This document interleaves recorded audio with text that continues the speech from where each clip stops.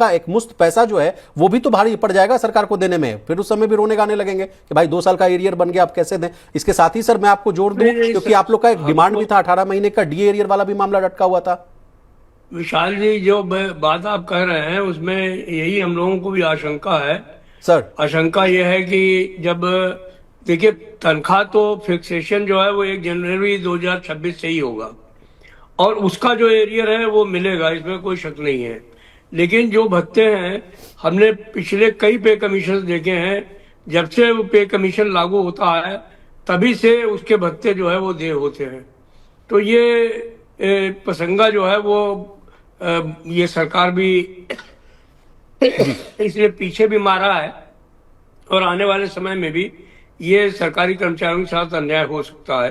हालांकि हम लोग इस बात के लिए लड़ाई करेंगे, पे कमीशन के सामने भी इस बात को रखेंगे कि भाई इधर 10 महीने में सरकार जो है वो पे कमीशन नहीं बैठाए, और जब हमारा 1 जनवरी 26 से ही सारी चीजें दे हैं तो पे कमीशन हमारे लिए ये सिफारिश करे कि हमारे भत्ते भी 1 जनवरी 2026 से हमको मिलने चाहिए। हम इसका पूरा प्रयास करेंगे उस समय। लेकिन अभी ये समस्या तो है कि अभी तक जो पोजीशन रही है, मैं वो अपने साथियों को उससे जो है वो नहीं रखना चाहता, उनको किसी भ्रम में नहीं रखना चाहता। वो ये है कि अभी तक सरकार ने जब भी पे कमीशन जब से लागू किया है, जब से उन्होंने लागू तो कर दिया है उन्होंने, एक मान लीजिए 1 जनवरी 16 से या 1 जनवरी 26 से लागू हो जाएगा जी लेकिन जो अलाउंसेज हैं जी वो उन्होंने उसी डेट से पे किए हैं, बड़े हुए जिस डेट से पे कमीशन जो है वो उन्होंने डिक्लेयर किया है। जी जी। और सर मेरे पास डेटा भी, अगर मान लीजिए छठे वेतन आयोग की मैं बात की जाऊं तो उसमें में भी सर पूरी अमली जामा पहनाने में from starting to the end 22 महीने का समय लग गया, अब पूरा पैसा मिलने में और तमाम चीजों को। 7वें वेतन आयोग की बात की जाए तो इसमें तो 28 महीने लग गए सर। तो कुल मिलाकर कहा जा रहा है कि 22 से 28 महीने का समय लग रहा है, जिसको आप भी कम करने की बात कह रहे हैं। प्रवीण सर, आप कुछ पूछना चाहेंगे ओपीएस को लेकर, ओल्ड पेंशन स्कीम को लेकर? नहीं, ओल्ड पेंशन स्कीम और यूपीएस को लेकर तो बहुत सारे सवाल हैं जो हम करेंगे। मेरा एक सवाल ये है कि आपने अभी एक बात कही कि जो टर्म्स ऑफ रेफरेंस हैं इसको लेके भी सरकार के साथ थोड़ा मतभेद दिखाई दिया है आप लोगों में। तो यहाँ से फिर अगर टर्म्स ऑफ रेफरेंस को लेके आपके साथ और सरकार के साथ दिक्कतें हैं तो फिर चीजें कंसेंसस पे कैसे पहुंचेंगी सर? ऐसा है प्रवीण जी, ये प्रॉब्लम्स हम लोग पिछले जब भी मैं चौथे वेतन आयोग से जुड़ा हुआ हूँ पे कमीशन से, चौथे वेतन आयोग में थोड़ा परोक्ष रूप से था, 5वें में, 6ठे में, 7वें में तो मैं बराबर मतलब उसकी एक तरीके से अगुवाई करता रहा। तो हमने हमेशा देखा है कि टर्म्स एंड रेफरेंस में जो चीजें हम लोग देते हैं सरकार नॉर्मली उनको 100% मानती नहीं है। पिछली बार टर्म्स एंड रेफरेंस में और जो हमने कहा था उसमें भी सरकार ने जो है वो दूसरी अपनी नीति रखी थी, लेकिन बाद में हम लोगों ने जब पे कमीशन के सामने गए और जब हम लोगों ने उन्हीं टर्म्स एंड रेफरेंस के अंदर अपने दूसरे विषयों को रखा तो उन्होंने कहा सरकार ने कि ये आपका जो विषय है वो टर्म्स एंड रेफरेंस के अंतर्गत नहीं है। लेकिन हम लोगों ने उसको प्रूव किया कि नहीं, हम लोग जो बात कर रहे हैं वो अपने वेजेस और अलाउंसेस और इनके जो फ्यूचर प्रोग्रेशन है उसको लेकर के जो हम बात कर रहे हैं वो जो आपके व्यापक टर्म्स एंड रेफरेंस है उसके अंदर ही कर रहे हैं।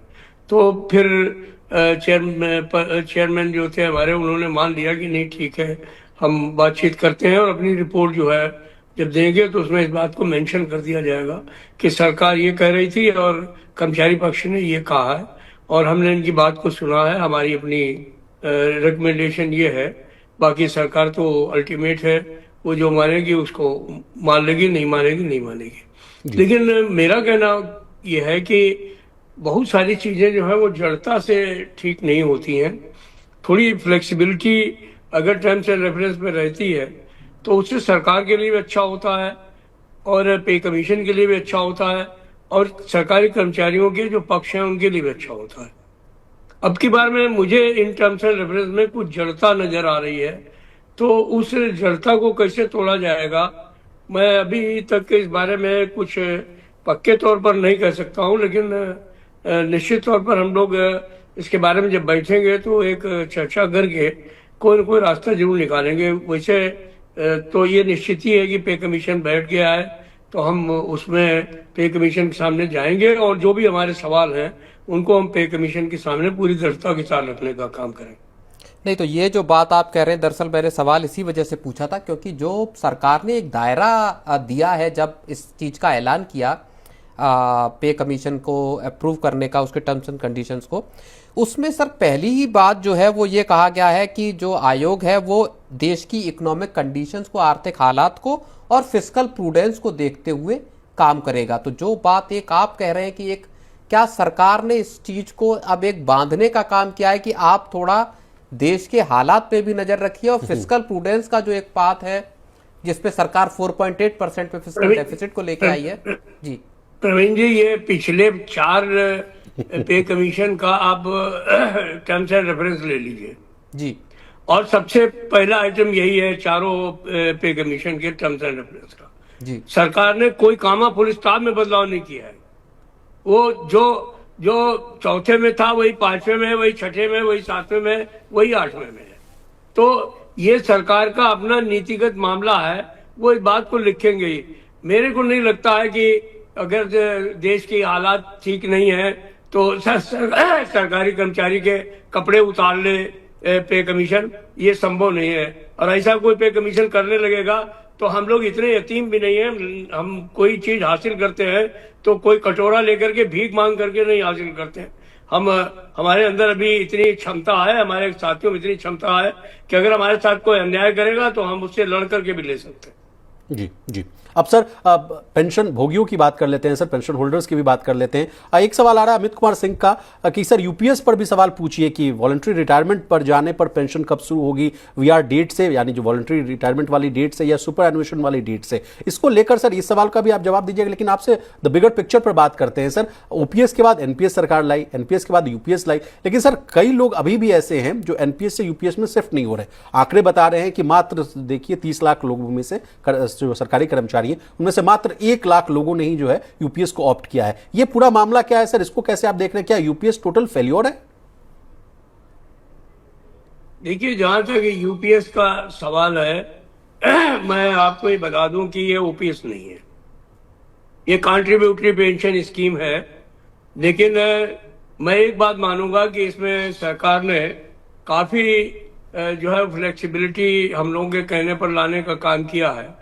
और सबसे बड़ी बात यह है कि अभी इन्होंने जो लेटेस्ट इसके अंदर बदलाव किया है वो ये किया है कि हम रिटायरमेंट से 1 साल पहले जो है वो अगर ये देखते हैं कि हमारे एनपीएस में हमारा पैसा ज्यादा है तो हम जो है स्विच ओवर कर सकते हैं उसमें जाने के लिए। जी। बाकी जो दूसरे सवाल है उनमें हम लोगों ने तमाम सुधार करवाए हैं। इसमें अभी ये जो एक सवाल है कि यूपीएस के समय में पैसा मिलेगा, रिटायरमेंट वॉलंटरी रिटायरमेंट के समय पैसा मिलेगा कि नहीं मिलेगा, हमने कैबिनेट सेक्रेटरी के सामने इस सवाल को उठाया है और अभी हमारी नेशनल काउंसिल की मीटिंग होने वाली है, वहां पर भी ये सवाल है।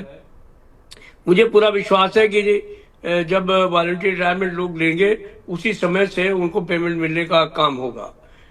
जहां तक अभी इस पर लोगों को जो है वो भरोसे का सवाल है, मैं समझता हूं कि पहले तो मुश्किल से 10-12 हजार लोगों ने ऑप्ट किया था, अभी लोगों की संख्या काफी बढ़ी है और खासतौर पर उन लोगों की बढ़ी है जो 1 जनवरी 2004 के बाद भर्ती हुए और 31 दिसंबर 2024 के पहले रिटायर हो गए। तो उनको इस समय पेंशन के नाम पर सिर्फ 800 रुपए, 1500 रुपए और इवन जो हायर ब्रैकेट में लोग हैं उनको 2500 रुपए मिल रहे हैं पेंशन के नाम पर। तो इसलिए वो लोग जो है वो यूपीएस को बहुत जबरदस्त तरीके से ऑप्ट कर रहे हैं। तो ये एक सरकारी नीति है